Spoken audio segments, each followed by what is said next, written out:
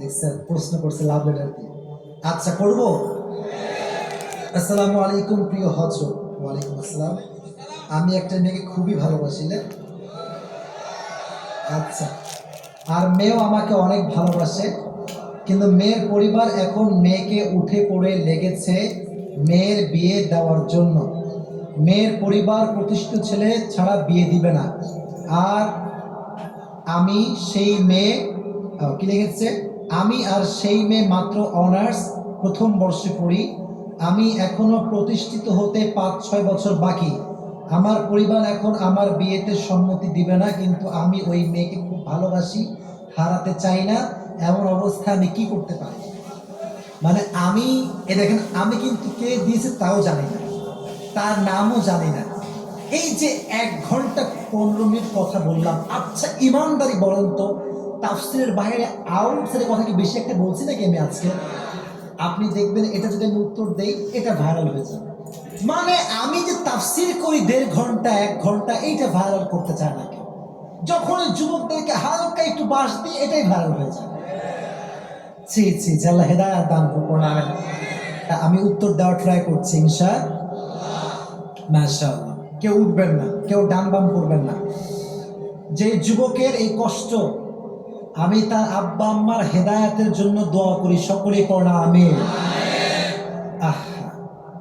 এই প্রতিষ্ঠিত হতে হতে যুবকের অর্ধেক যৌবন শেষ হয়েছে। কি একটা মুশকিল ভাই।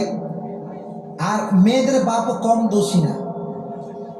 আজকালকার মেয়ের বাপরা সরকারি টাকলা ছাড়া বিয়ে দিতে চায় না।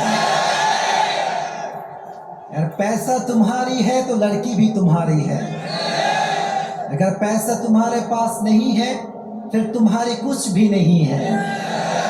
This is the trend of Bangladesh.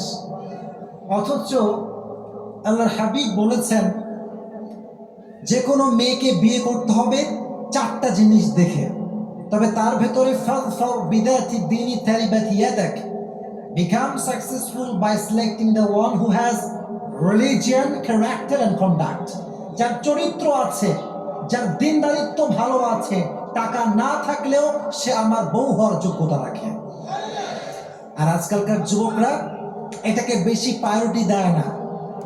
আজকালকার যুবকরা খোঁজে কোথায় আটা সুন্দরী খুঁজে পাওয়া যায়। এটা হচ্ছে যুবকদের ক্যারেক্টার।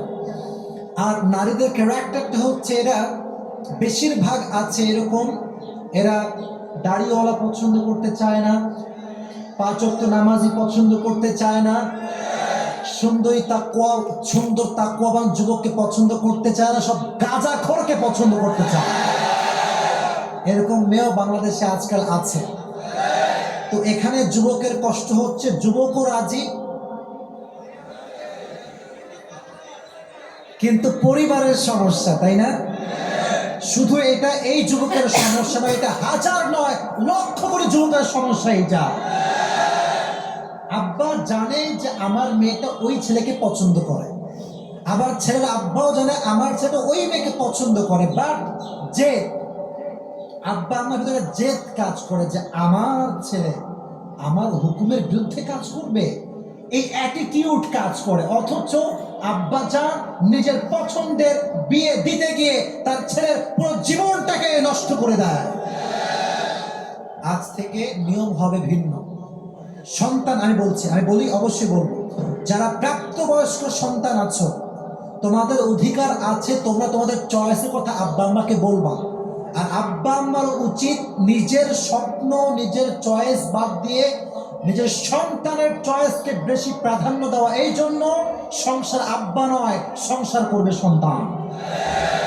বাকি এটা বলে তোমরা আবার খুশি হয়ে যাও, বেশি লাফায়ও না। শোনো, আব্বা আম্মার সন্তুষ্টি নাই যেখানে, আল্লাহ কসম করে বলতে পারি বিয়েতে সুখ নাই সেখানে। রিদাউর রাব্বি ফি রিদাইল ওয়ালিদাইন ওয়া সাখতুর রাব্বি ফি সাখতিল ওয়ালিদাইন। আব্বা আম্মা খুশি তো আল্লাহ খুশি, আব্বা আম্মা না খুশ আল্লাহও না খুশ, ঠিক কিনা বলেন? তোমরা আসলে একটু বোকা আছো। এই যে যুবকটাও আবেগী, মেয়েটাও আবেগী।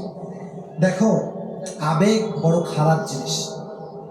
তোমরা তো এখন বাধায় আছো, তো মানে দেখা করতেছে দেখা করতে পারো না, কথা বলতে চাইলে কথা বলতে পারো না, তখন কষ্ট শুরু হয় যে বিয়ে করলে মনে হয় সব সমাধান হয়ে যাবে। মনে রেখো যুবক, আব্বা আম্মার বিরুদ্ধে কি তুমি বিয়ে করতে পারবা ঠিক, কিন্তু তুমি যেই মেয়েকে আজকে যেই সুন্দর রূপ আর মন দেখে বিয়ে করছো, এই মন আর রূপ চেঞ্জ হতে এক রাত সময় লাগবে।